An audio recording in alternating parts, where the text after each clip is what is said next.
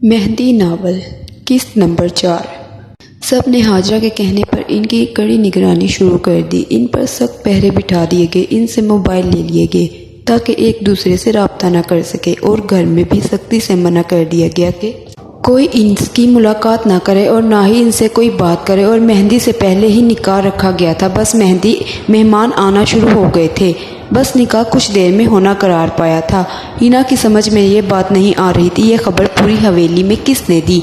ये दोनों बिना निकाह के यहाँ से फरार होने वाले थे। हिना ने चुटकी की तरफ देखा। वो रूहान सी सूरत लिए बोली, कसम ले लो अपी, मुझे कुछ नहीं पता। फिर हिना ने हाजरा की तरफ देखा तो हाजरा ने नजरें चुराई। हिना जोर से चिल्लाई, हाजरा की बच्ची, ये सब तुमने किया है? हाँ हिना अपी, मैंने किया है, हाजरा ने जवाब दिया। इससे पहले कि हिना इससे पूछती कि क्यों किया तुमने ये सब, तो बहुत सारे लोग अंदर आ गए। हिना के बाबा, भाई, सब निकाह का वक्त हो चुका था। जब हिना से पूछा गया क्या राज कबूल है तो हिना कुछ नहीं बोली। इसने सोच लिया था कि बल्कि ये फैसला कर लिया था कि वो किसी सूरत राज से निकाह पर राजी नहीं होगी, वो इनकार कर देगी। मगर अपने बाबा को सामने देखकर हिना रुखसार में हिम्मत ही नहीं हुई कि वो इनकार कर सके। इसने हाँ बोल दिया। राज को नहीं लग रहा था कि हिना हाँ बोल देगी। वो बहुत ज़्यादा खुश हुआ। फिर मेहंदी की तैयारियां ज़ोर शोर से शुरू हो गई। हिना ने अपनी हथेली पर आकाश का नाम लिखवाया जो हाजरा को बहुत नागवार गुजरा और इसकी छोटी बहन चुटकी को भी बहुत बुरा लगा। दोनों ने कहा, आपने आकाश का नाम क्यों लिखा? आपका राज भाई से निकाह हो चुका है। अच्छा जी, तो क्या निकाह हो जाने से मैं आकाश से ताल्लुक तोड़ लूंगी? नहीं, कभी नहीं। देखना तुम, मैं राज से ताल्लुक तोड़कर आकाश से जोड़ लूंगी। हिना की इस बात पर दोनों को बहुत गुस्सा आया मगर वो गुस्सा पी गई। बस इन्हें पता था कि बाद में सब ने सही हो जाना है। मेहंदी भी हो गई खैर से। हिना ने बहुत खुशी से अपने हाथों में मेहंदी लगवाई मगर किसी और के नाम की। आज बारात थी और हिना दुल्हन बनी थी। बहुत खूबसूरत लग रही थी।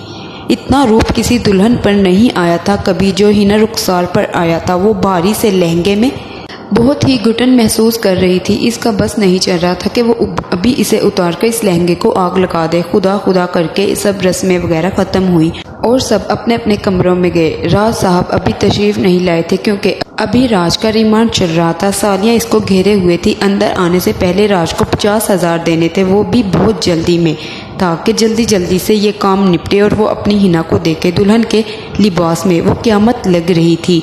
ये सारी खबरें इस तक पहुंच गई थी। अगर इस वक्त लाखों भी मांगती इसकी सालियाँ तो राज ने तो दे देने थे। बस इसके दोस्त जिद किए हुए थे कि नहीं, बहुत ज़्यादा हैं, हम नहीं देने वाले। मगर राज ने दोस्त की जेब से फटाफट पैसों की गिट्टी निकाली, इनके हाथों पर रख दी। जाओ बच्चा, ऐश करो।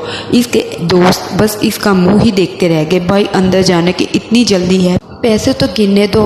वो 50 की नहीं बल्कि लाख रुपए की गड्डी है पैसों की जो तुमने इन लड़कियों के हाथ में थमा दी। राज को तो ज़रा भी फ़र्क नहीं पड़ा। इसने तो बस हिना को दुल्हन के लिबास में देखना था। इसे तो सब ख्वाब भी लग रहा था।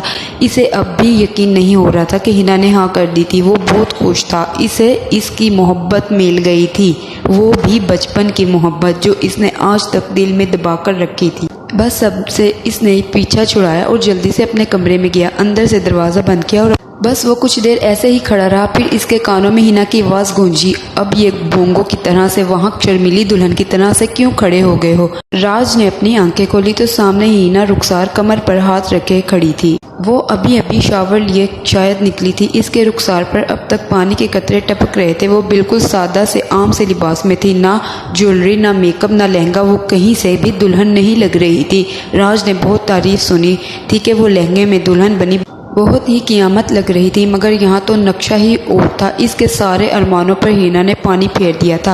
अब तो इसे सच में ही लग रहा था कि वो सच में कोई बोंगा ही है।